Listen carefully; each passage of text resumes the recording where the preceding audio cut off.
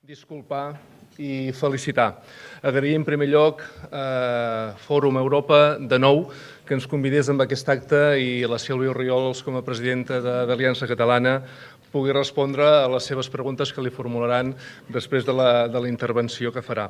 Agrair-los sobretot aquesta invitació, disculpar-nos, el segon dels verbs que he fet servir, disculpar-nos per no poder venir a la primera de les convocatòries per uns improperis d'última hora que ens varen fer impossible poder assistir. I en tercer lloc, felicitar l'entitat a la qual, si no anem errats, l'any passat va celebrar el seu 25è aniversari i agraint tota aquesta empenta i tot aquest fòrum de debat on estem segurs que deixen explicar i escolten ideologies de tot l'àmbit i que també saben escoltar, la qual cosa moltes vegades no passa en seu parlamentària, que és on s'hauria, sobretot, de deixar parlar i d'escoltar. I aquí estem segurs que així serà. Abans d'introduir a la nostra convidada, deixi'm presentar perquè tot vegades qui és aquest que parla, tot i que ha dit que és l'advocat de la Sílvia Orriols, qui ha introduït l'acte. Soc Jordi Coma, soc efectivament advocat i l'assessor del grup parlamentari al Parlament de Catalunya d'Aliança Catalana, juntament amb el secretari d'Organització, el senyor Oriol Gest, també aquí present, i també juntament amb l'Aurora Fornós, advocada també i secretària del Partit de Relacions Institucionals, els que en certa manera intentem allunyar i preservar a la Sílvia Orriols de totes aquestes trifulques judicials que moltes vegades ens volen posar, perquè, com diu el lema del seu partit, hem de salvar Catalunya, salvem Catalunya, abans també l'hem d'intentar de salvar dels jutjats, que és molt important. És un plaer ser aquí, tenir l'honor i també força respecte amb aquest auditori, però sobretot tenir l'oportunitat de presentar i introduir una persona que segur que han sentit anomenar, per això és aquí, i que probablement més d'un cop i que poques cartes de presentació necessita.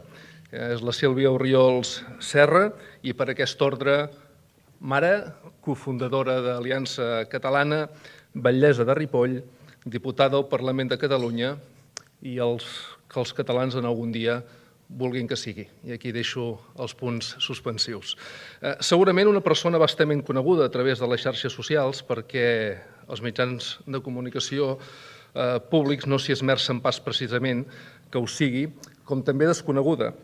Desconeguda alhora i moltes han estat les vegades en què ens hem preguntat realment qui és la Sílvia Orriols.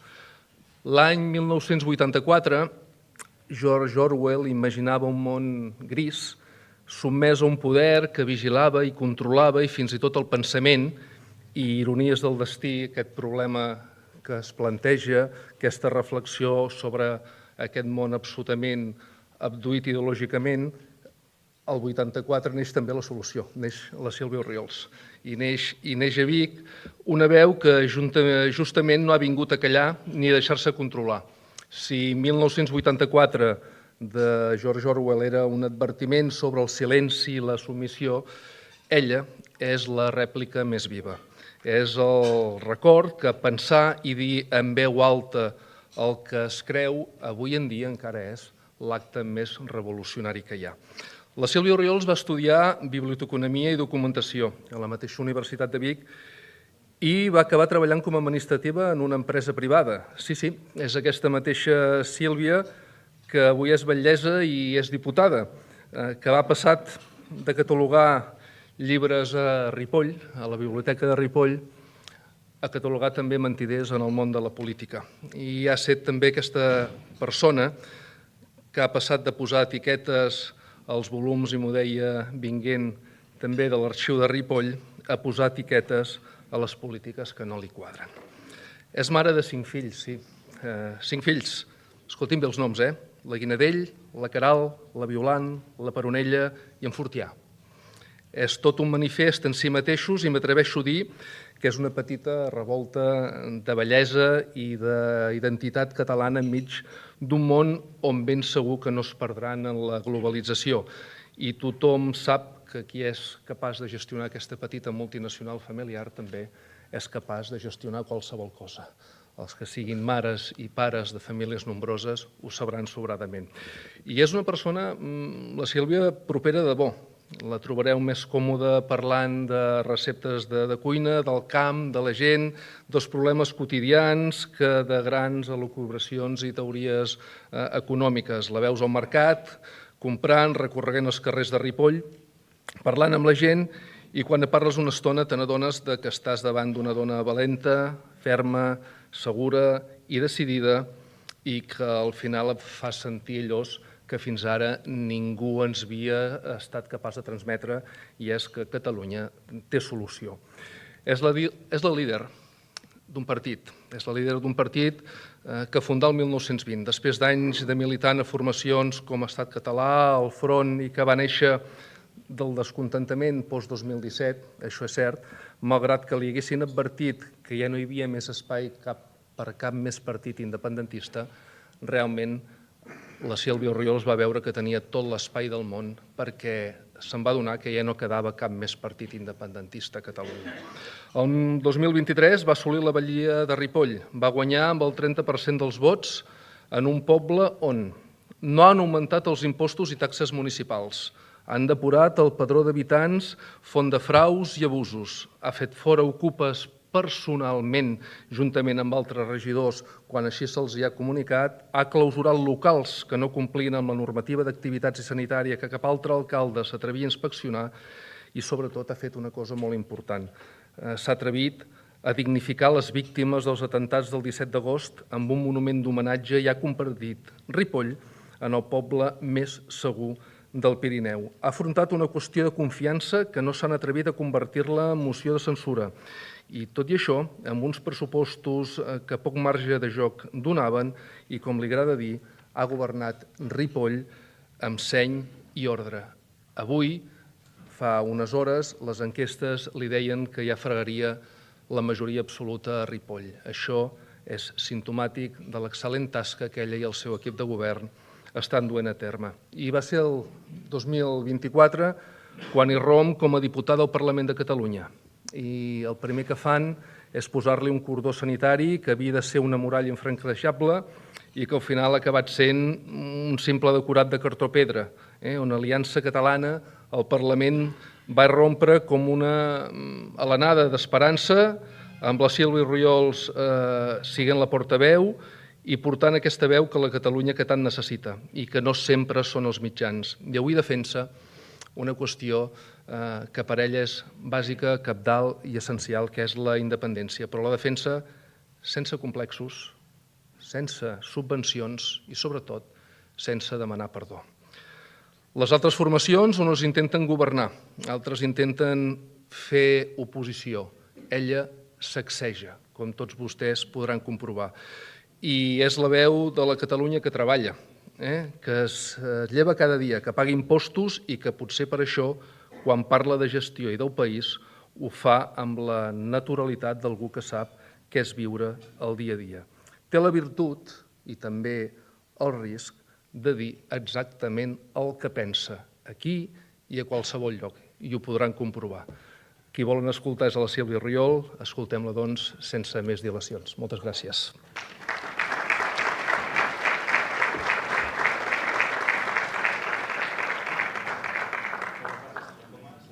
Si vol pujar al faristol, sisplau.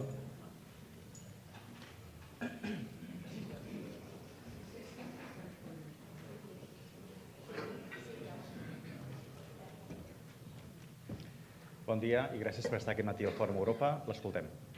Bé, bon dia. Moltíssimes gràcies per donar-me aquesta oportunitat de ser avui aquí, de poder explicar-me. És quelcom que no em passa massa sovint, atesos els cordons sanitaris que muntego. Normalment se'm priva d'expressar les meves opinions i, per tant, és molt gratificant que se'm convidi precisament per això, per poder posar al cim de la taula tot allò que em preocupa i que miro de resoldre i de capgirar per reencaminar Catalunya cap a l'estat del benestar que es mereixen les futures generacions de catalans.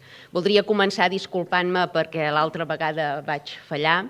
Va ser un tema mèdic, em vaig passar la nit vomitant i vaig pensar que no era correcte que vingués aquí en aquelles condicions. Lamento la incidència i les molèsties que hagués pogut ocasionar aquella vegada. Agrair al meu advocat aquesta presentació tan generosa. És l'advocat del diable, com podeu veure, i com afirmen tants mitjans, però de moment hem anat trampejant totes les situacions legals en les que ens hem vist immersos, inclosa aquesta multa de 10.001 euros per afirmar sense embuts que l'islam és incompatible amb Occident, una multa que prové de la pròpia Generalitat de Catalunya, que me la va interposar la llavors consellera de Feminismes, Igualtat i Feminismes, que en diuen, aquella conselleria dotada pressupostàriament amb una mà de milions impressionant i que a l'hora de la veritat no serveix absolutament per res més enllà de perseguir la discrepància política. Continuem amb contenciosos als jutjats per evitar de pagar aquesta multa i tantes d'altres que intenten interposar-nos. No he preparat cap intervenció perquè sóc avesada a preparar discursos, però com que ja són penjats al YouTube, pràcticament tothom ja sap què pensem sobre la majoria de temàtiques i d'àmbits, i per tant vinc aquí una mica a explicar-vos com he arribat fins aquí, com he passat de ser una persona absolutament anònima, mare de família d'una vila rural, com per dir-ho d'alguna manera, a poder fer irrupció al Parlament de Catalunya i a tenir aquest altaveu que em permet expressar les opinions i que tot Catalunya pugui ser conscient d'aquesta nova onada que ve de pensament, que ve a capgirar anys de males polítiques, de polítiques nefastes que han conduït el país al desgavell que patim avui en dia. Jo treballava al sector privat, ho ha dit molt bé en Coma, era secretària d'una empresa petita i treballava d'administrativa, mare de 5 fills. El meu cercle era molt reduït, anava de casa a la feina i de la feina a casa. Era processista, entre cometes, és a dir, jo era seguidora 100% o 200% del senyor Puigdemont, el vaig seguir a tot arreu, malgrat la meva migradesa d'ingressos o el meu nivell de vida, vaig procurar anar amb autocar fins a Brussel·les, el vaig seguir arreu, i em vaig adonar, va arribar un punt que em vaig adonar que ens havien enredat, que s'havien aprofitat de la il·lusió i de l'esperança del poble català, que ens havien promès quelcom que no estaven disposats a fer i que, a més, havien causat greuges i perjudicis a Catalunya perquè no només no hi havíem guanyat res, sinó que havien generat inestabilitat, havien generat confrontacions estèrils i que, per tant, tot això s'havia de reconduir. Llavors va venir l'atemptat de Barcelona i Cambrils. Com tots sabeu, el van perpetrar joves marroquins afincats a Ripoll. Allò va ser un trasbals immens per la nostra població, una vila on teòricament mai no hi passa res, de cop i volta es converteix en epicentre d'un problema que va en auge a tot el continent, com és el fonamentalisme islàmic. I en aquest context, el govern municipal de llavors, que governava Junts, en comptes d'atacar frontalment aquest problema de radicalisme, de denunciar que dins el nostre centre de culte s'hi havien fet crides a matar infidels amb tota impunitat i, per tant, d'intentar tancar aquesta mesquita i de resoldre aquest greu problema, en comptes de tot això, van maldar per desresponsabilitzar l'Associació Islàmica del municipi dels atemptats, arribant a fer un homenatge als familiars dels assassins en comptes de les víctimes. Això va generar, evidentment, rebuig entre els ripollesos i llavors va ser quan una ripollesa, una senyora gran, em va oferir a les portes de l'Ajuntament de fer una llista municipal per castigar aquell govern municipal que havia actuat d'aquesta manera tan negligent. En aquells moments vaig dir que sí, amb la ingenuïtat de qui no coneix realment el món polític i de qui es creu que pot confrontar els grans gegants, la gran casta política dels municipis on el caciquisme és freqüent. Vaig dir que sí, m'hi vaig avenir. Vam aconseguir captar també l'atenció d'una regidora de govern de llavors, que es va decidir a abandonar el govern de Junts i a venir amb nosaltres a la llista, perquè ella també estava indignada amb tot el que havia passat. I en principi ella era qui havia d'encapçalar aquesta llista perquè tenia coneixements polítics i evidentment sabia com funcionava l'àmbit municipal. Però a darrera hora ella ens va dir que no pensava encapçalar la llista, que volia formar-ne part però que no l'encapçalaria, i ens vam trobar davant d'un problema greu, que és que si no encapçalava jo la llista no es presentava. Així se'm va plantejar repetidament, vaig dir insistentment que no, però en darrera hora vaig acceptar perquè si no no hi havia realment projecte ni oposició a aquell govern. Ens vam presentar, va crear un gran rebombori tot plegat perquè automàticament després d'anunciar la nostra candidatura la resta de formacions polítiques ja van iniciar un cordó sanitari acusant-nos de ser d'extrema dreta i de ser xenòfobs i racistes i feixistes i tots els istes que pugueu imaginar-vos. i, evidentment, se'ns va privar d'aparèixer el debat que es va fer sobre les eleccions municipals, no hi vam tenir veu, se'ns va privar de sortir a les notícies. Bé, se'ns aplicava un cordó no només polític, sinó també pel que fa als mitjans de comunicació. Allò va impossibilitar segurament que arribéssim a la majoria de ripollesos, però sí que vam ser capaços, a través del boca a orella i de les xarxes socials emergents, de fer arribar el nostre petit missatge a part dels ripollesos. I, per tant, vam aconseguir entrar a l'Ajuntament de Ripoll, en aquest cas vaig entrar sola com a regidora a l'oposició, van mantenir la resta de formacions polítiques al cordó sanitari, em van arraconar allà a l'extrema dreta, mai millor dit, em van arraconar el seient que hi havia més situat a l'extrema dreta, em van privar d'anar a les comissions, a les juntes, se'm denegava la informació i, evidentment, em votaven tots absolutament en contra de qualsevol proposta, encara que fossin propostes que beneficiaven el conjunt de ripollesos i de la població de Ripoll. Això va generar confrontació a nivell de població, perquè la gent no entenien per què se m'acusava de coses que els ripollesos sabien perfectament que no era. Clar, fora de Ripoll la gent no et coneixen i si t'acusen de ser feixista, doncs d'alguna manera crees aquest estigma o aquest dubte, i si ho és, no? Però, esclar, en un poble on ens coneixem absolutament tots, on jo era la mare dels 5 fills, perquè ens posem noms i ens coneixem popularment, doncs a mi em deien la dels 5 fills, no? I tothom sabia que jo no era feixista, jo vinc d'un origen humil, he treballat tota la meva vida, crec en la cultura de l'esforç, mai no he atacat a ningú ni he posat en risc a ningú, per tant, tothom era conscient que les acusacions no tenien fonamentació i, per tant, no entenien que se'ns practiqués aquest cordó sanitari. Pel simple fet de tenir el valor de dir en un altaveu públic el que moltes persones començaven a pensar a l'interior de les seves llars, perquè al capdavall era traslladar una opinió que tots tenim o una por que tots podem tenir internament, doncs traslladar-la a un nivell públic. Això va fer que augmentéssim notablement els nostres suports. El cordó sanitari, en comptes de restringir el nostre electorat, el que va fer és generar un interès i una expectació entre la població per veure què dèiem i realment quan ens escoltaven deien si ells són d'extrema dreta, doncs poder nosaltres també som d'extrema dreta. I això va generar tot l'efecte contrari del que es perseguia, de tal manera que a les properes eleccions municipals que hi va haver, doncs vam aconseguir guanyar les eleccions i no va ser una victòria, diguéssim, d'un barri concret o perquè ens votés un grup concret de ripollesos, sinó que vam guanyar totes i cadascuna de les meses electorals de Ripoll, fins i tot en barris on tradicionalment guanyaven els socialistes o d'altres formacions, nosaltres vam ser la primera força política a tots i cadascun dels barris. Allò va ser un cop d'efecte perquè demostrava que Ripoll ens feia costat, malgrat el cordó sanitari polític i de mitjans de comunicació que hi havia damunt nostre i que, per tant, allò que posàvem al cim de la taula, la realitat que exhibíem, no era un relat fantasiós que creéssim per captar votants, sinó que era la quotidianitat que estava visquent la població i ens va servir per projectar encara més aquestes idees, no només a nivell municipal, sinó ja a nivell nacional, perquè les problemàtiques que afectaven la comtal vila de Ripoll, diguéssim que eren extensibles arreu del Principat, algunes poblacions fins i tot potser amb més gravetat. A Ripoll a vegades venen periodistes i em diuen quin tant % d'immigració hi ha a Ripoll. I som un 14 o un 15% d'immigració, és un percentatge que és menor al de moltes altres viles i ciutats del país. Un 11% d'aquest 14 o 15 és de població marroquina, per tant, majoritàriament hem rebut immigració provinent del nord d'Àfrica. Però aquest no és el problema, i així ho manifesto als periodistes que venen. El problema no és aquest percentatge, el problema és el percentatge de naixements que tenim a dia d'avui al nostre municipi, en què freguen el 45-50% dels naixements.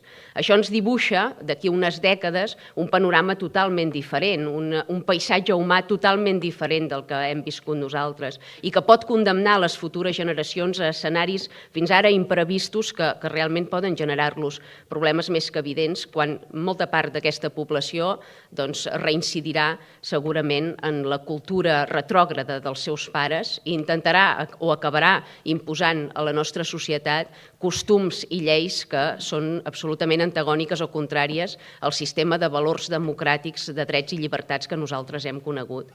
D'alguna manera, doncs, és això el que volem confrontar, no? És la valentia de dir, escolta'm, no volem arribar a aquest escenari futur, volem preservar les futures generacions d'aquesta xacra i quin millor lloc que Ripoll per fer-ho, on hem viscut de primera mà què comporta aquesta barbàrie. A partir d'aquí va ser fer una campanya electoral amb un esclop i una espardenya, literalment, perquè no comptàvem ni amb la mà de recursos ni tampoc d'estructura de la resta de formacions polítiques. Heu de pensar que nosaltres vam gastar a la campanya electoral de les nacionals catalanes vam gastar escassos 40.000 euros, on algunes formacions polítiques van arribar a invertir més de 2 milions d'euros. Per tant, vam rendibilitzar i optimitzar cadascun d'aquests euros, això és cert, perquè vam aconseguir fer irrupció a la màxima institució del país, malgrat la nostra migradesa de recursos, i això evidencia que el missatge és potent, que la idea i el projecte de país agraden, que motiven i que feia temps que segurament bona part de l'electorat esperaven que hi hagués un projecte més enllà de la correcció política que pregonen la resta de formacions tradicionals. D'aquí vam aconseguir-nos fer forat dins el Parlament i així que a l'accedir al faristol del Parlament de Catalunya hem pogut irrompre a tot el país i ara sí que el nostre projecte s'expandeix a bon ritme, un ritme frenètic. Aquest és el ritme frenètic amb què fem militants, simpatitzants, amb què regidors i batlles d'altres pobles ens truquen per unir-se al nostre projecte, i aquí és quan veus que realment ara sí que hem engegat la maquinària i que tenim possibilitats reals d'assolir cada cop una quota de poder més alta que ens permeti aplicar i desplegar el nostre programa electoral, perquè no hem vingut aquí a ocupar seients de manera gratuïta, sinó a implantar realment les mesures que pregonem i que considerem que són les necessàries per salvar el llegat dels nostres avantpassats i per garantir el futur de les noves generacions de catalans. I una mica aquesta és l'evolució molt ràpida, frenètica d'aquest projecte que és nascut realment de fa 4 dies, però que ha sabut arribar al cor dels catalans perquè penso que hem estat honestos en aquest sentit i s'ha valorat aquesta honestedat. Fins aquí la meva intervenció. Com veieu, no he parlat d'economia perquè esperava que se'm facin preguntes sobre qualsevol àmbit que es vulgui. Era per fer-ho més amè, una mica d'explicació de com hem arribat fins aquí.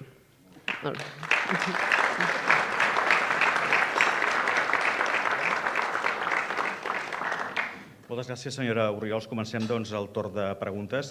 El senyor Com ha dit durant la seva presentació que vostè defensa la independència sense complexos. De fet, el primer punt del programa electoral, el programa d'Aliança Catalana, és la realització d'una declaració unilateral d'independència i la presa de control del territori. Això com es fa? Bé, nosaltres creiem que no hi ha pacte possible amb l'estat espanyol, així ho han demostrat les darreres centúries, en què cada cop que s'ha intentat consensuar una posició l'estat espanyol ha incomplert, perquè en algunes ocasions sí que és cert que per la part política s'ha intentat garantir, però per la part judicial ho han tombat. Per tant, és impossible negociar amb aquest estat i per tant l'única manera de restituir l'estat català és de manera unilateral.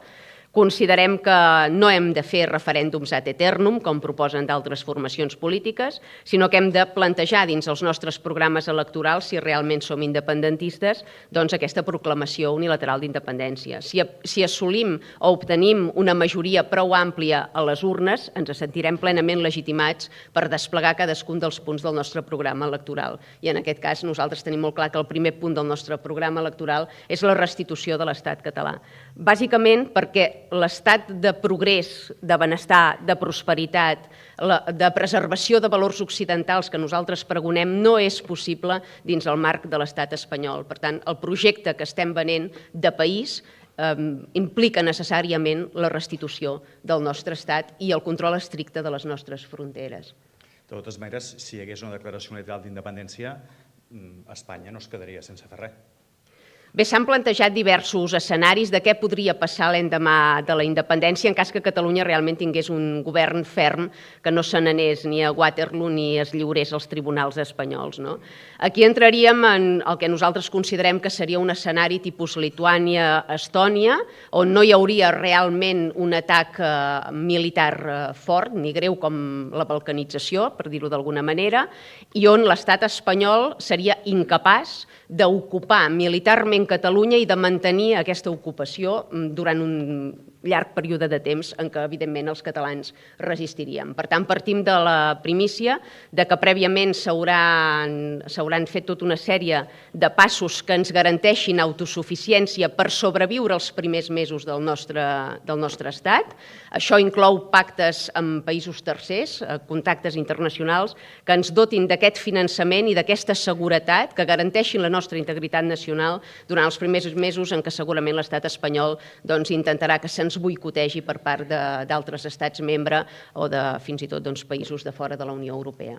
Ara que parla d'aquests països tercers, és a dir, de qui es podria demanar el suport? És a dir, d'una França que estigués governada pel partit de Marine Le Pen, d'una Itàlia de Giorgia Meloni, dels Estats Units de Donald Trump, d'Israel? És a dir, quins serien els països, aquests tercers països als quals vostè fa referència, que creu que Catalunya li demanaria ajuda o suport i dirien que sí? Bé, penso que des d'una visió pura d'estat, Catalunya només té interessos i, per tant, no pot prescindir de cap d'aquests contactes ni descartar-ne cap per dogmes ni per ideologies. Nosaltres hem de defensar el nostre interès nacional i, per tant, hem d'establir contactes amb qui sigui capaç de garantir la nostra integritat nacional els primers mesos de la restitució de l'Estat. Per tant, caldria fer contactes amb tothom que estigués disposat a actuar en aquesta línia, sense descartar absolutament ningú. I aquesta Catalunya independent que vostè pensa, estaria dins de la Unió Europea, estaria dins de l'OTAN? Bé, és quelcom que haurien de decidir, evidentment, els catalans. Penso que això sí que caldria fer una consulta popular i és la població civil la que ha de decidir a on vol formar part o què vol deixar de formar part. Cap govern té potestat per unilateralment desfer aquest tipus de pactes. Altra cosa és l'amenaça que se'ns feia recurrentment el 2017 sobre que quedaríem fora de la Unió Europea. En aquests moments nosaltres representem segurament una visió euroscèptica, no creiem en aquesta Unió Europea ni en els dogmes que imposa als països membres, en les restriccions que ens acaba imposant, en els marcs normatius asfixiants, amb els pactes que fa amb tercers, acaba perjudicant els nostres interessos nacionals. Per tant, no som massa partidaris d'aquesta Unió Europea, però en qualsevol cas pensem que és el poble qui ha de decidir si hem o no de formar part. Amb aquests països tercers són els que s'hauria de garantir la suficiència energètica i alimentària i desplegar també els organismes necessaris, que també és un altre punt del programa d'aliança? Bé, quan jo parlava ara de països tercers que defensen els interessos de tercers, parlava, per exemple, dels pactes tipus Mercosur. Em referia a països que en aquests moments representen una competència deslleial per alguns dels nostres sectors estratègics i que, evidentment, no són potencials aliats del nostre país. Per tant, caldria fer contactes que sí que fossin potencials aliats i que no perjudiquessin els interessos de la nostra població. Doncs, aleshores, com es faria això, aquesta garantia de la suficiència energètica i alimentària, com a mínim, els primers mesos fins que la situació s'anés normalitzant? Bé, pel que fa a suficiència energètica, penso que aquí Catalunya ha fallat volent fer només el pas cap a les renovables, oblidant aquesta energia nuclear que ja tenim a disposició dins el nostre país, que és una font d'energia estable, segura, amb poques emissions de CO2. Nosaltres el que sí que plantegem és allargar la vida útil de totes aquestes centrals mentre s'està treballant en l'estabilització de l'energia nuclear per fusió. Creiem que no podem renunciar momentàniament a aquesta energia fins que no en tinguem garantida d'altra i que no té cap sentit que demà proclamem la independència i haguem de trucar a les portes d'Aragó de França demanant que ens donguin llum. Per tant, hem de tenir uns mínims garantits perquè el teixit industrial no es paralitzi. I, per tant, apostem clarament per aquí, per mantenir la vida de les centrals nuclears i per apostar també, evidentment, per fonts renovables, per dotar-nos del màxim d'autosuficiència energètica. I si cal, se n'han de fer més, perquè hi ha països europeus que han tornat al programa de construir més centrals nuclears. Aquesta seria la primera pregunta i derivada d'aquí.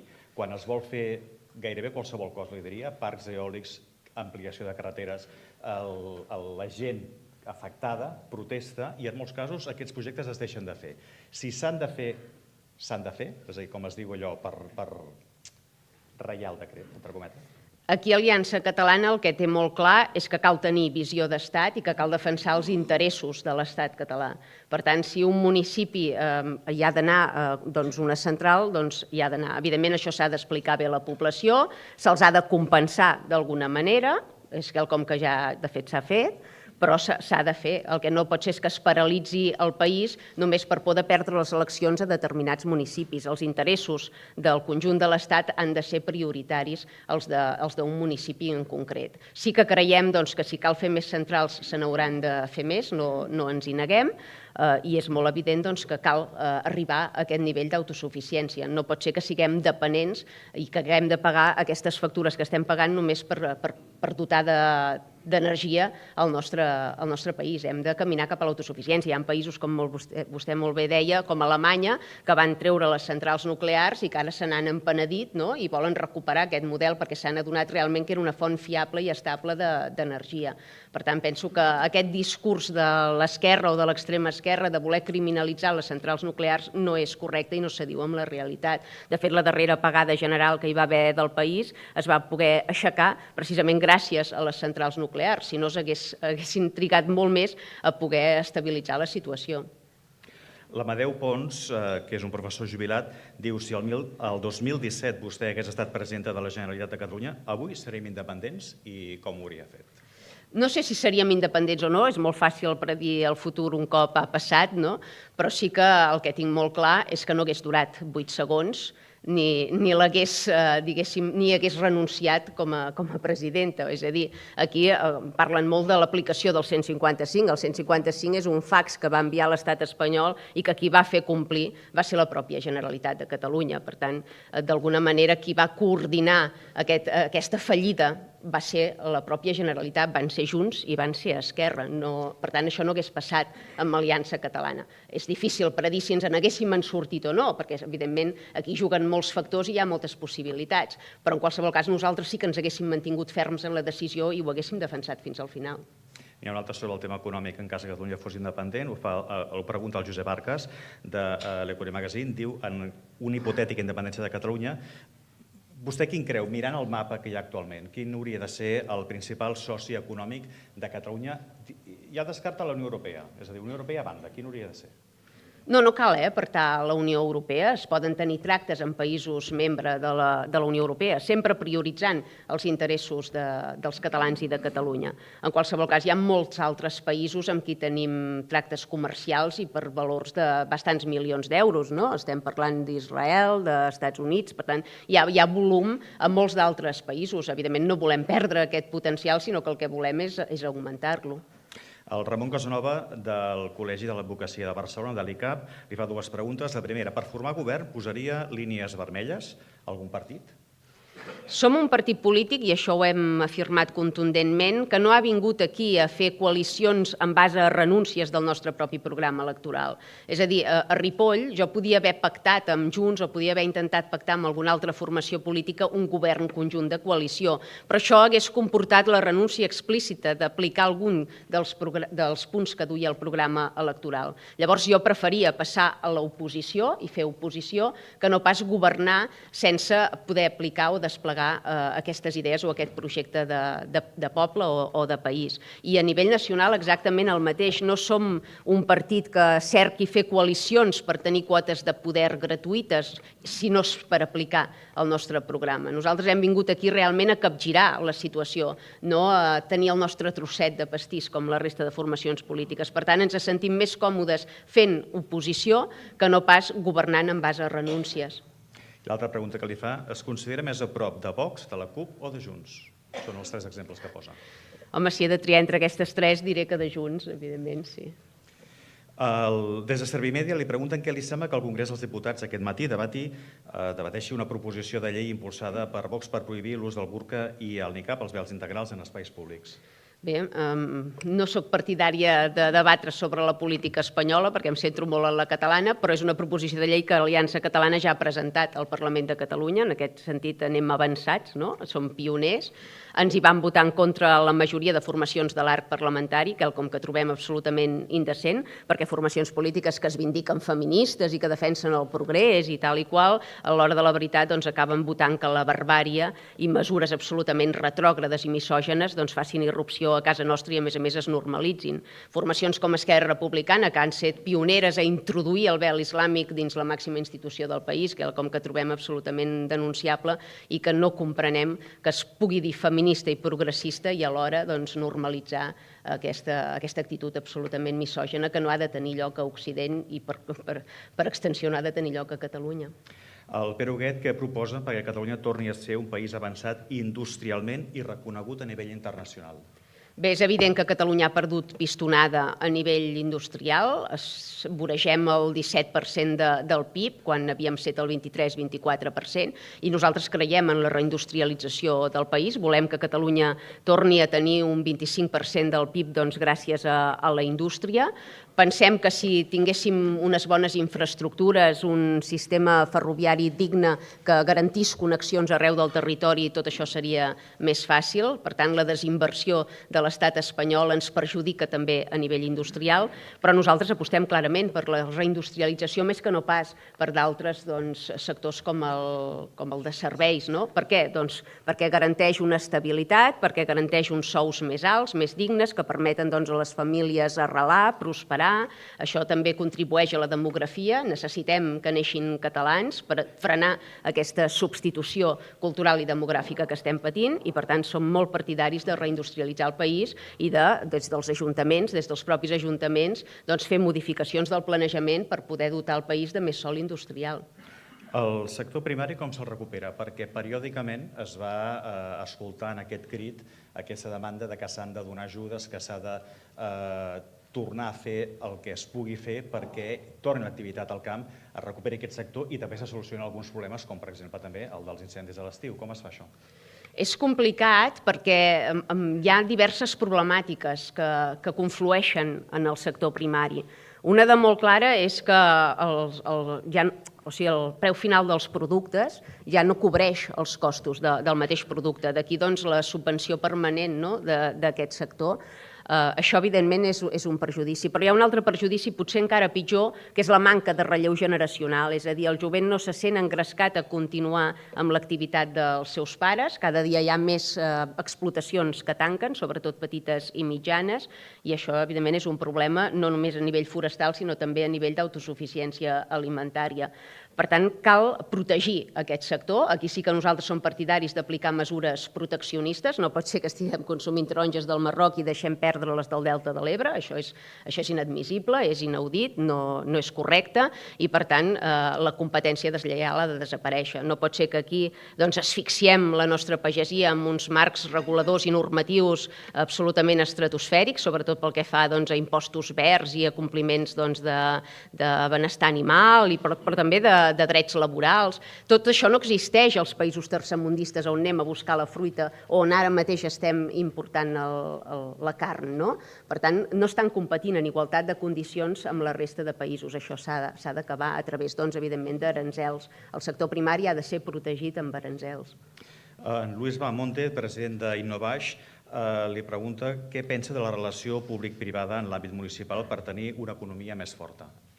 Bé, hi estic totalment d'acord. Penso que la col·laboració que ja existeix, de fet, a molts municipis, per exemple, a Ripoll estem en contacte permanent amb la Unió Intersectorial i, de fet, moltes activitats les fem conjuntes i penso que són un sector decisiu perquè funcionin les poblacions i perquè funcioni el país i, per tant, hi ha d'haver coordinació entre totes dues i s'ha de produir aquesta col·laboració que de vegades ha estat estigmatitzada o criminalitzada perquè quan sents el nom privat hi ha determinades formacions polítiques que ja s'escandalitzen i sembla que estiguis defensant aquí els privilegis d'uns quants. A mi em va passar, per exemple, l'altre dia que em van convidar a la xerrada de la 1004 cases, m'ho han retret 50 vegades al Parlament de Catalunya. És que vostè es reuneix amb els empresaris. Sí, és que un país el conformen els pagesos, però també el conformen els empresaris. I no pot ser que estiguem estigmatitzant o criminalitzant permanentment determinats sectors productius o econòmics del país. Hem d'anar tots a una. Es tracta de reunificar tots els catalans en un projecte comú per en sortir-nos, no per anar-nos atacant i fent guerres fratricides entre nosaltres.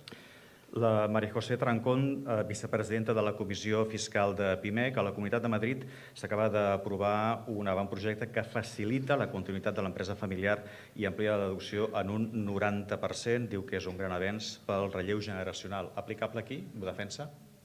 Podria aplicar-se, evidentment. S'hauria d'estudiar la casuística perquè no és la mateixa, però és evident que cal reduir la burocratització en tots els sectors, que és un dels grans esculls que pateixen els diferents sectors econòmics i estratègics del país, i que cal posar el màxim de facilitats perquè puguin prosperar els negocis familiars.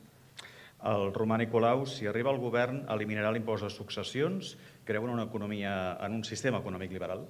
Nosaltres som partidaris d'eliminar l'impost de successions i també, evidentment, el de transmissions. No pot ser que paguem per quelcom que els nostres avantpassats ja han pagat recurrentment. El patrimoni no ha de penalitzar. I en aquest sentit hi ha formacions polítiques, com tots sabeu, que també ho defensen, que s'ha d'eliminar, però que quan governen, i a més sota pandèmia, quan saben que hi ha una gran mortaldat entre la població, es dediquen a pujar-lo per pagar altres polítiques socials o de cooperació internacional. Nosaltres ho trobem lamentable. L'impost de successions és un impost indecent i, evidentment, ha de ser erradicat.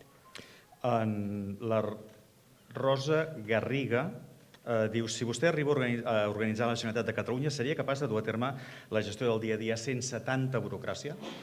És a dir, es pot eliminar? És molt difícil, un cop entres al cercle viciós de l'administració, eliminar capes d'aquesta burocràcia. Es pot aconseguir, però no és fàcil, no és una cosa d'un dia per l'altre, i ho veiem en l'àmbit pròpiament municipal, on moltes vegades tu voldries agilitzar, fer una cosa molt ràpidament, i et ve el secretari o intervenció i et diuen no, és que has de seguir el procediment. Per tant, és important legislar des d'administracions superiors per eliminar aquesta burocràcia. El problema de la burocràcia és que s'ha anat imposant simplement per privilegis, és a dir, perquè les formacions polítiques s'han dedicat a anar col·locant amiguets, excàrrecs, tot el que sigui, i per justificar tots aquests llocs de feina s'ha anat creant burocràcia, però la burocràcia és molt innecessària en la majoria de casos i, evidentment, es pot minimitzar. Per tant, s'hauria de poder dir a la gent que no s'eliminarà o que s'eliminarà poc? Hi ha d'haver un mínim de paperassa, això és indiscutible, no podem actuar com un país tercermundista on no queda constància de res, és evident que un mínim hi ha de ser, però sí que és veritat que cal minimitzar-la, a hores d'ara és excessiva. La Margarida Ribas, que és la vicedegana del Col·legi de Procuradors de Barcelona, vol que li expliqui com estructuraria la justícia a Catalunya. Preguntes molt tècniques, en l'àmbit de la justícia. Jo el que tinc molt clar de la justícia és que ara mateix és indecent els terminis, això s'ha d'escurçar. És evident que hi ha delictes greus que triguen 3 i 4 anys a ser jutjats, això no és justícia per les víctimes que ho han patit, per tant, aquí cal agilitzar els procediments i, a més, cal modificar el Codi Penal perquè les sancions siguin molt més dures en determinats casos. Hi ha alguns delictes que surten pràcticament de franc. Això mena a la reincidència. Ara també s'han fet algunes passes en aquest sentit, però la diferència també és que de vegades les lleis existeixen i els jutges no acaben aplicant-les fil per randa. Per tant, aquí hi hauria d'haver alguna garantia de que realment les lleis ja vigents s'aplicaran com Déu mana i no sota mínims i, per tant, que se'n crearan de noves que minimitzin els problemes actuals. La justícia s'ha d'anar actualitzant en base als diferents perfils delinqüencials que van apareguent i això no s'ha fet fins a dia d'avui. L'Helena Garcia, de Ràdio 4, li fa 3 preguntes. La primera, si trucarà a Trump un cop declari independència de Catalunya? No entra dins la meva agenda de moment, per tant, en principi no el trucaria directament fins que no tingués alguna cosa per dir-li o per proposar-li. Ajuda. El primer dia de sortir escollida no seria precisament a qui trucaria, vaja. Sobre una de les qüestions que ha dit, si convocaria d'immediat aquest referèndum sobre si Catalunya ha d'estar o no a la Unió Europea. Evidentment, crec que és un dels passos fonamentals que s'han de fer un cop assolit l'Estat i ha de ser una de les primeres votacions que cal fer i una de les primeres consultes que cal fer a la ciutadania, sí. I també si està disposada a governar amb Junts als municipis.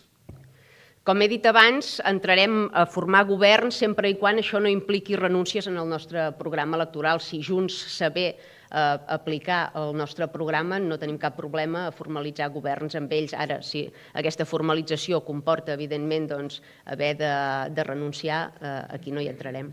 De cara a les municipals, vostès van dir que per Sant Jordi d'aquest any se sabrien els candidats d'aliança a les 4 capitals catalanes, Barcelona, Tarragona, Lleida i Girona. Sí? Sí, correcte. I no ens pot avançar res? No. No només es presentaran a les 4 capitals, sinó a altres llocs. D'on surten els candidats? Com els fitxen? Els venen a buscar? És a dir, ells els venen a buscar a vostès? Vostès els van a buscar amb ells?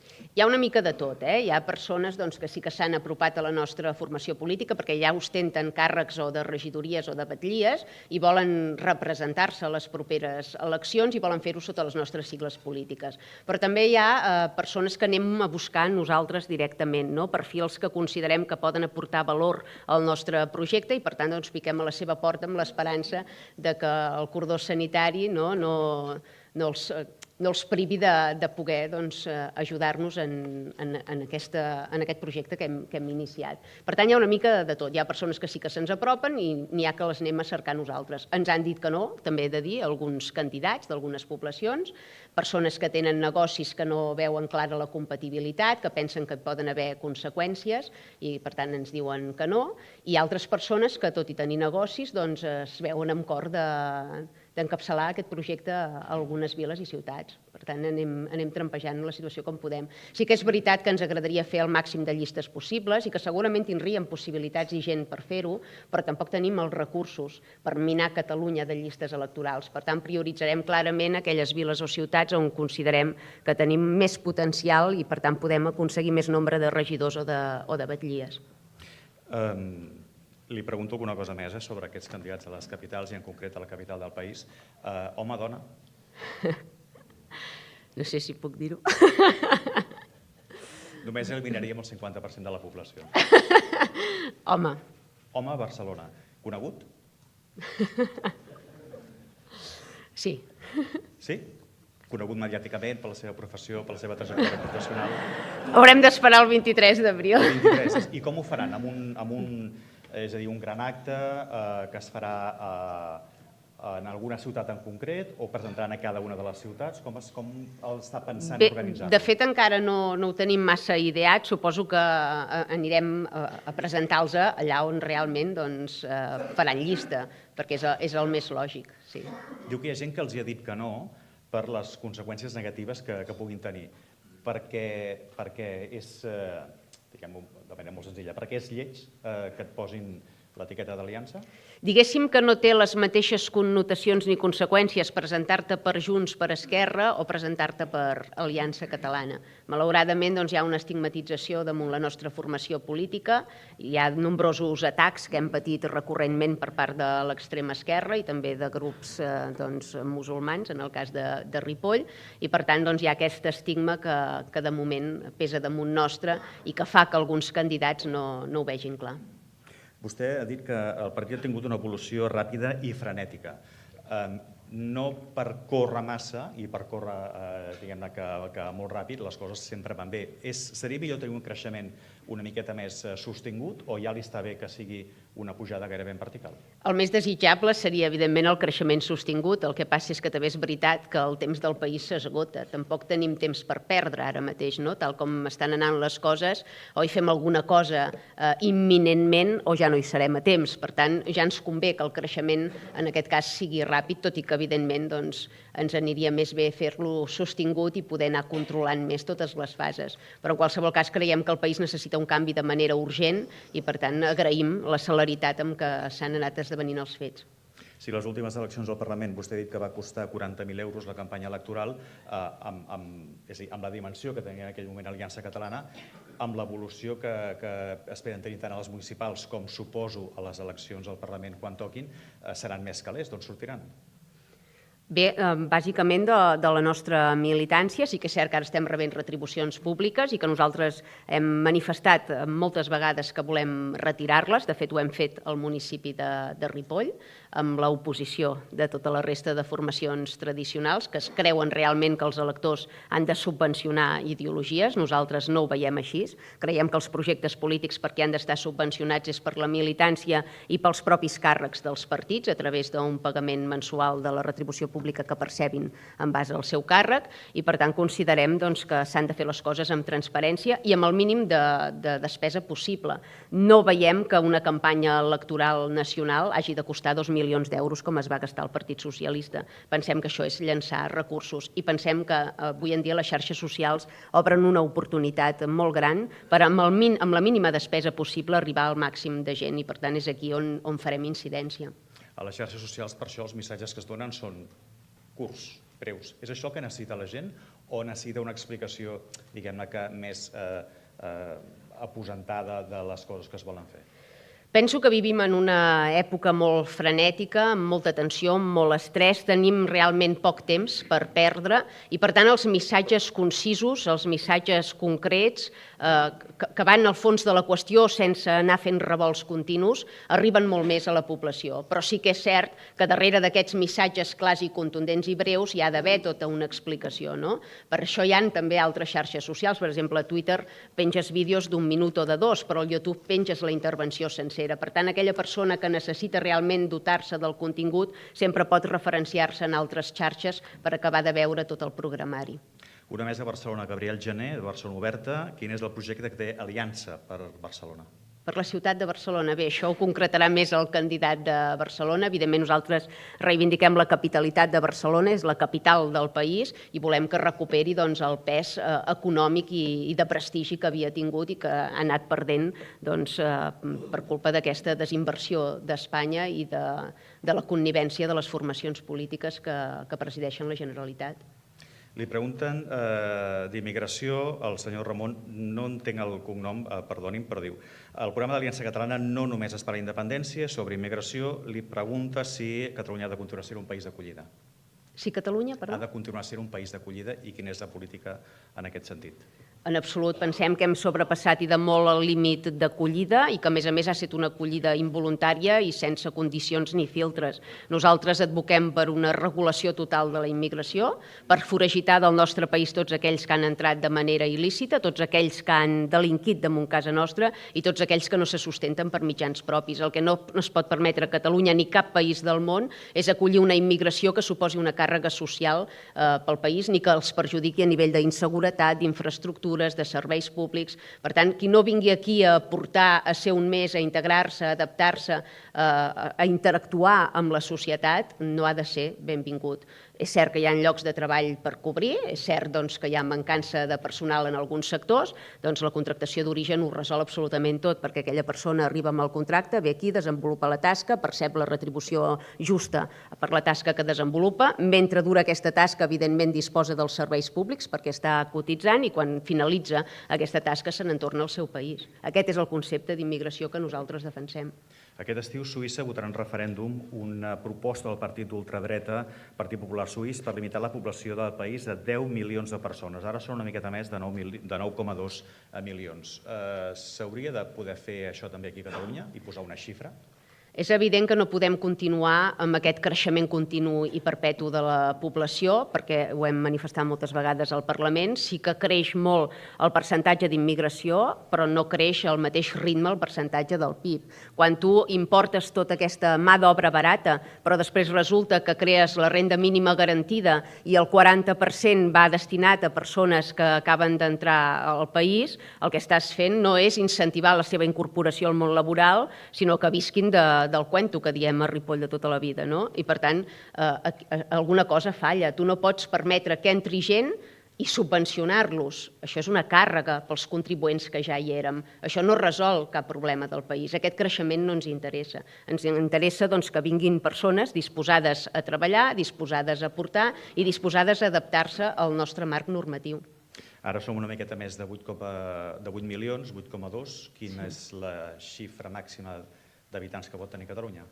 Pensem que ja estem per sobre i així ho demostren els fets, els nostres serveis públics, les nostres infraestructures, tot el país estava preparat per aquests 6 milions, però no pas pels 8. Ara tenim mancança d'habitatge, tenim problemes als jutjats i a les presons perquè no hi ha prou places, tenim problemes al sistema educatiu, a l'àmbit sanitari, per tant hem sobrepassat i de molt el gruix de població que podíem mantenir amb les infraestructures i amb les estructures actuals. Per tant, hauríem d'anar per sota del Sí. 8. Josep Maria Ribas, de Servimedia, creu que els partits independentistes han deixat de donar suport a Pedro Sánchez? I també li pregunta què li semblen els casos de corrupció. Bé, pel que fa a la participació de partits catalans a Madrid, nosaltres no hi estem conformes, en bona part perquè som independentistes i creiem que els interessos dels catalans es defensen des de Catalunya. Considerem que les formacions polítiques catalanes que han anat a Madrid no ho han fet per defensar aquest interès comú dels catalans, sinó per interessos clarament partidistes, i així s'ha demostrat. Han aconseguit assessors, han aconseguit grups propis, han aconseguit a nivell personal molts avantatges, però per contra no han aconseguit res del que havien promès pel país. Per tant, aquesta manera de fer política gratuïta nosaltres no hi creiem. Som aquí per canviar i capgirar les coses, per implantar programes electorals, no per servir-nos de l'erari públic. En aquest creixement ràpid i frenètic del partit, es mira el Congrés d'alguna manera? De cap. Nosaltres aspirem a restituir l'estat català, deslliurar-nos del jou espanyol i, per tant, no volem ni governar ni fer ingovernable Espanya. Considerem que és una competència dels espanyols, de la mateixa manera que el destí de Catalunya és competència dels catalans.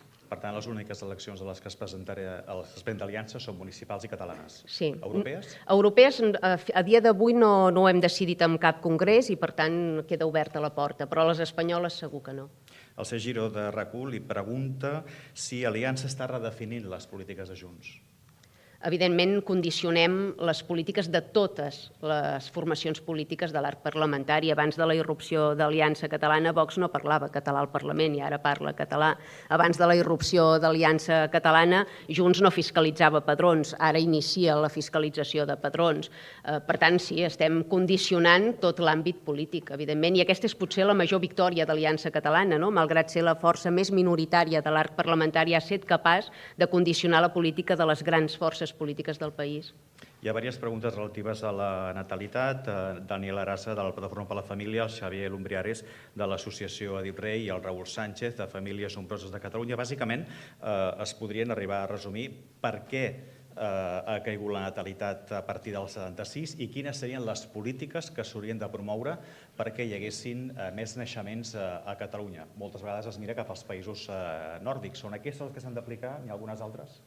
Bé, nosaltres, de fet, vam presentar en el darrer ple una moció per mirar de redirigir demogràficament el país, perquè considerem que hi ha una substitució cultural i demogràfica molt clara i que això pot tenir perjudicis per a les futures generacions. Tots aquests diners que estem invertint en subvencionar la immigració il·legal o que estem invertint en subvencionar formacions polítiques, en subvencionar premsa fi, s'han de redirigir cap al nostre jovent, que són el futur del país. Si ells no tenen descendència, Catalunya s'ha acabat. Per tant, cal promoure la natalitat entre el jovent. I això implica, evidentment, incentius econòmics, però també bonificacions d'altres tipus. Compatibilitzar també la feina amb l'àmbit familiar, poder-ho compatibilitzar i cercar la fórmula perquè les famílies catalanes tinguin garantida la seva supervivència econòmica i en tots els àmbits. És català qui viu, treballa i qui neix a Catalunya? No, evidentment, hi ha molta gent que viuen, treballen i neixen a Catalunya i mai no seran catalans. I és més, ens estem trobant amb comissions islàmiques que estan condicionant de mala manera els nostres marcs normatius, estan demanant menús halal als menjadors escolars, estan demanant poder sacrificar d'una manera diferent de la que ho fèiem nosaltres, estan demanant tota una sèrie de privilegis. Per tant, és molt evident que no comparteixen els nostres valors ni ni allò que ens havia, diguéssim, definit fins ara. Per tant, no és català tothom que viu i treballa a Catalunya. Quan li diuen que és racista, quan li diuen que és d'ultradreta, què els respon? Bé, acceptes, no?, al capdavall que tothom t'exhibi gratuïtament aquest tipus d'etiquetes perquè tu saps que no s'assenyeixen a la realitat. No sóc una persona extremista, no sóc una persona racista. Jo crec que hi ha una sola raça que és la raça humana i a partir d'aquí doncs, hi ha cultures, hi ha ètnies, hi ha el que sigui, tot respectable. No n'hi ha de millors i pitjors, som simplement diferents i s'han de respectar aquestes diferències. I, per tant, totes aquestes estigmatitzacions, totes aquestes etiquetes banals que se'ns posen per evitar precisament el debat i la confrontació política, nosaltres les rebutgem amb fets, que és com cal fer-ho. En l'arc parlamentari, que tots tenim al cap, és a dir, des de l'esquerra, extrema esquerra, fins a la dreta, extrema dreta, on se situa? En la bancada del nacionalisme català, bàsicament. És a dir, busquem la concòrdia del conjunt de catalans per abastar un objectiu comú. A partir d'aquí, doncs, evidentment, poden haver diferències entre nosaltres, però defensem els interessos del nostre estat, de la nostra nació. Si una persona és d'ultradreta, ho ha de poder dir, que és d'ultradreta i que no passa res? Clar, si entenem per ultradreta doncs, la validació de la violència, llavors no. Però si per ultradreta entenem el que estan definint avui en dia, que és posicions contràries a la immigració, bàsicament, doncs crec que ho ha de poder manifestar amb total llibertat. De la mateixa manera doncs, que d'altres formacions han de poder manifestar que són favorables a aquests allaus immigratoris que estem patint.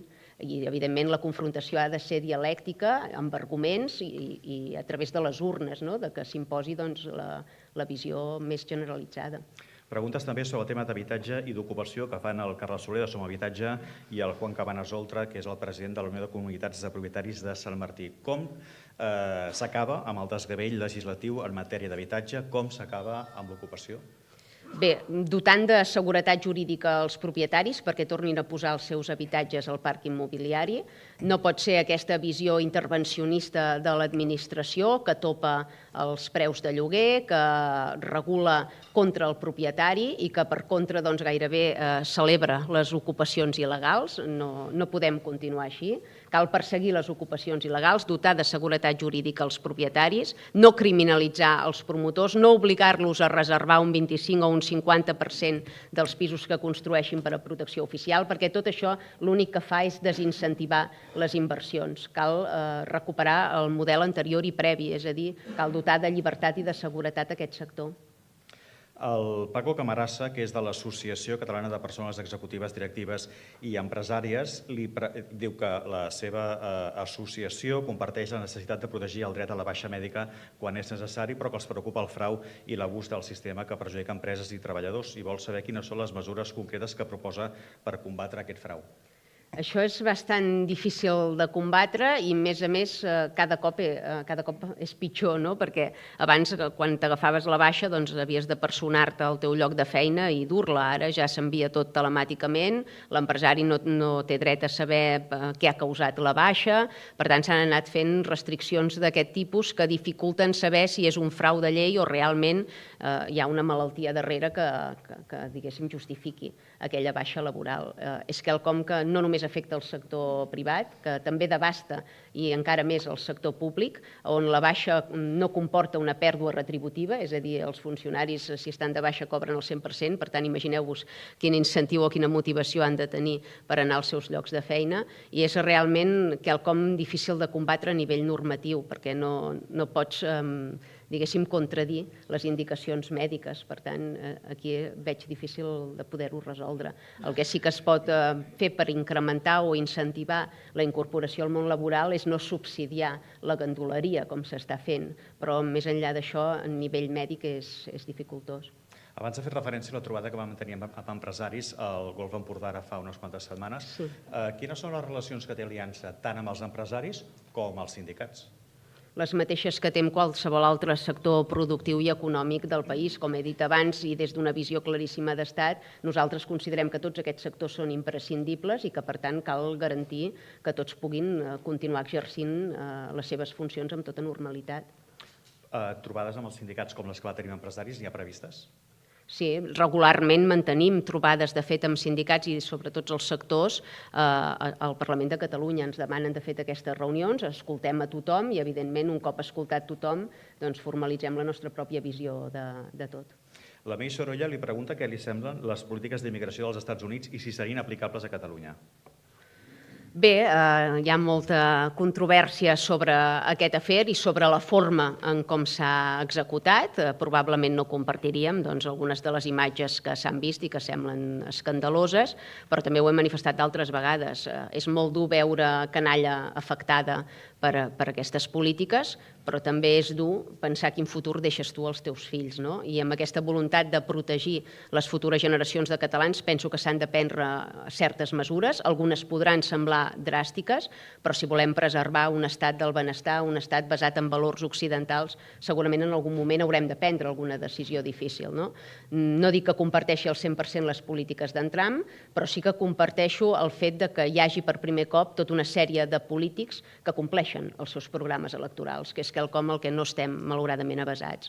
I podríem parlar, per exemple, de la Meloni a Itàlia, que està desplegant el seu programa electoral i que cada cop està guanyant més suports perquè ha demostrat que és factible contra el que deia l'oposició i que es pot fer.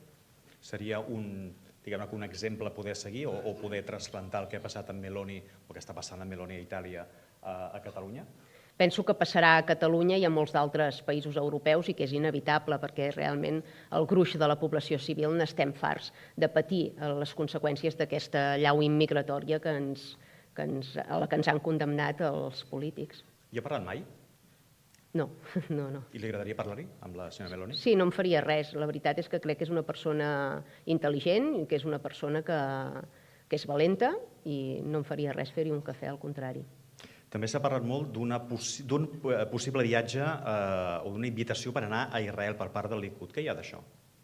Bé, d'invitacions per anar a diferents països n'hem rebut diverses i ho estem intentant gestionar. Sí que és veritat que personalment disposo de molt poc temps, tinc molta feina sobretot a la vila de Ripoll, més enllà també de l'activitat parlamentària i per tant no puc compaginar a dia d'avui aquests viatges amb la meva ocupació, amb el meu càrrec públic i amb també en la meva situació familiar en aquests moments. I la invitació és directa del govern d'Israel o del primer ministre, vaja?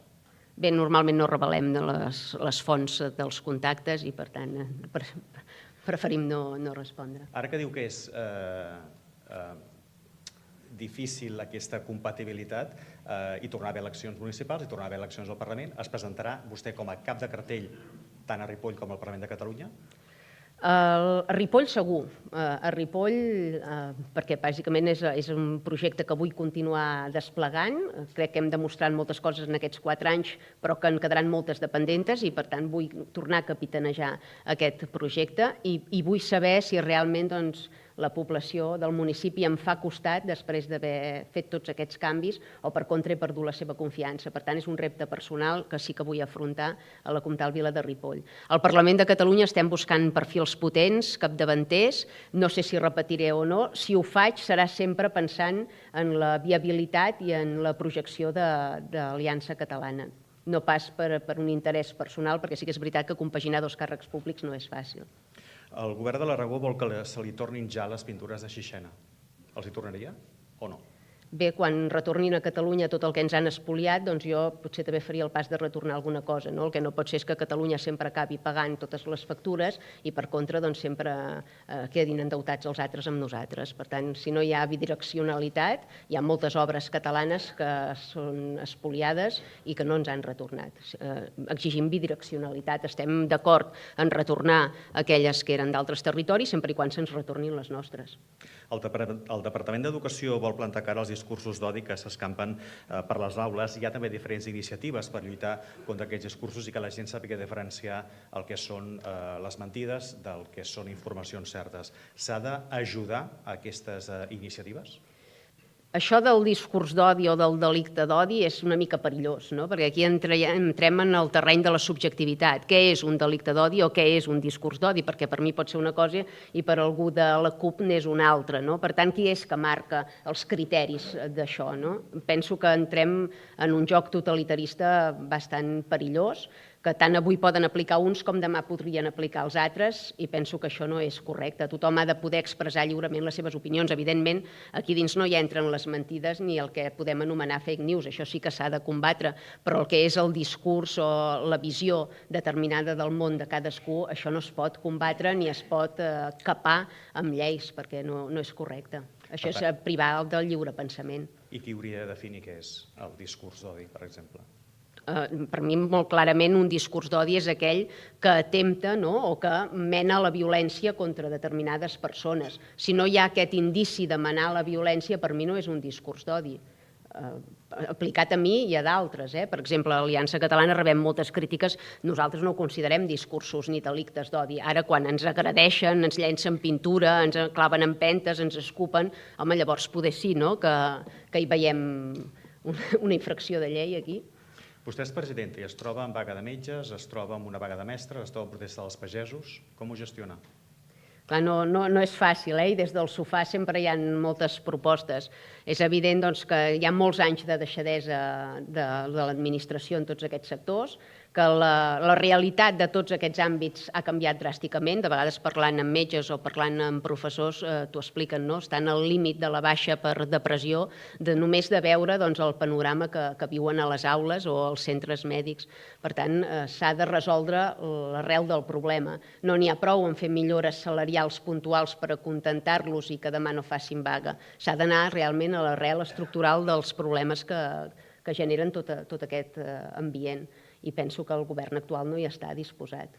Quins serien aquests punts estructurals que tenen aquests tres sectors que li he comentat per començar a parlar en base, és a dir, a partir d'aquí, per començar a solucionar els problemes? Per exemple, en l'àmbit de l'educació i en l'àmbit de la sanitat, per mi és molt evident que el problema fonamental és la immigració. En el cas de les aules no pot ser aquest degoteig constant i incessant d'alumnes forasters que ni entenen el català ni tenen coneixements mínims de cap matèria que han d'assumir els centres públics del país, això i concertats també. Això desballesta absolutament les aules, fa que baixi el rendiment escolar de tots els nostres fills també. S'ha evidenciat amb les proves PISA i amb d'altres proves. Això no és assumible a dia d'avui. I en el cas sanitari exactament igual. No pot ser que vinguin persones a operar-se a casa nostra, persones que no han contribuït absolutament en res a les arques públiques i que per contra estan fent una despesa descomunal, mentre els nostres avis, els nostres pares o els nostres fills, que sí que haurien de tenir garantits aquests drets, han d'afrontar llargues cues d'espera o no se'ls apliquen els tractaments adequats perquè són massa cars. Això és intolerable. De totes maneres, una de les principals demandes que fan els metges aquests dies és, per exemple, eliminar els torns que tenen, és a dir, les guàrdies de 24 hores, etc. Perquè hi ha un col·lapse evident del sistema sanitari, igual que del sistema educatiu, que emana d'aquesta immigració desaforada que tenim. I paral·lelament, en el sector sanitari hi ha aquest problema de la fuga de talent, és a dir, com que aquí no tenen una retribució digna, se'n van a Europa. Tot el talent que formem a casa nostra se'ns escapa cap a Europa i, per contra, aquí fem contractacions de personal d'altres països, d'altres continents, que segurament no poden acreditar el mateix grau de coneixement que els nostres. Una pregunta encara més de l'àmbit sanitari. L'Àlex Badrena de la ACEDE diu: el sector de les teràpies naturals a Catalunya, amb més de 18.000 professionals i 3.000 empreses, exigeix una regulació del sector no sanitari per evitar l'intrusisme professional i protegir l'usuari de les males pràctiques. I vol saber què n'opina l'Aliança. Ara mateix aquí sí que no sabria respondre, perquè era una qüestió que sincerament no m'havia plantejat. En prenem nota i mirarem de consensuar una posició i de reunir-nos amb els diferents sectors també per esbrinar-ho, perquè és un tema que realment no havia aparegut. També li pregunten si és partidària de seguir aplicant l'Agenda 2030. No, evidentment que no. Penso sincerament que és inaplicable, que és inviable i que perjudica greument els sectors estratègics del nostre país. És el que diem, o sigui, condemnem els nostres empresaris a un marc normatiu asfixiant, han de complir això, han de complir allò de més enllà, i després ens n'anem a comprar productes d'altres països que no compleixen amb res de l'Agenda 2030 i que, per tant, tenen via lliure i són molt més competitius a nivell de preus. Això és inassumible. Li faig l'última perquè estem ja fora de temps. D'on surten els... És una pregunta més o menys doble. D'on surten els votants d'Aliança? És la gent que està farta de tot i que vol trencar amb el que hi ha? I el Pere Huguet diu: hi ha alguna garantia que pugui oferir a aquesta gent perquè confien en vostè? Bé, penso que captem l'atenció i el vot de sectors molt diversos de la societat i ho hem vist, per exemple, a poblacions com Ripoll, no? On ens han votat gent d'edat molt diversa, d'origen molt divers, de nivell social també o d'àmbit professional molt divers, i hem arribat a aquesta conclusió, no? De que realment tots n'estem tips d'aquestes enganyifes contínues dels partits polítics, d'aquesta correcció política que ens priva d'abordar amb serenor però amb contundència les arrels dels problemes i també n'estem tips d'alguna manera de tot el procés. També captem l'atenció de tots aquells desencisats de formacions processistes. Li faig l'última, ara sí, que se m'havia quedat interpel·lada. Vostè diu que volen tenir quota de poder, és a dir, anar guanyant les diferents eleccions. Això vol dir entrar a formar part del sistema? No, perquè nosaltres no cerquem aquesta quota de poder per col·locar càrrecs ni assessors, sinó que la cerquem per poder implementar el programa electoral. És el que he comentat abans. Nosaltres no entrarem a formar part de cap govern si no és per desplegar el nostre programa i per capgirar la realitat dels ripollesos o dels catalans en aquest sentit. No cerquem cadires, sinó que el que cerquem és remodelar el país. I li faig l'última, ara sí. Quin llibre recomanaria a la gent que està aquí per llegir?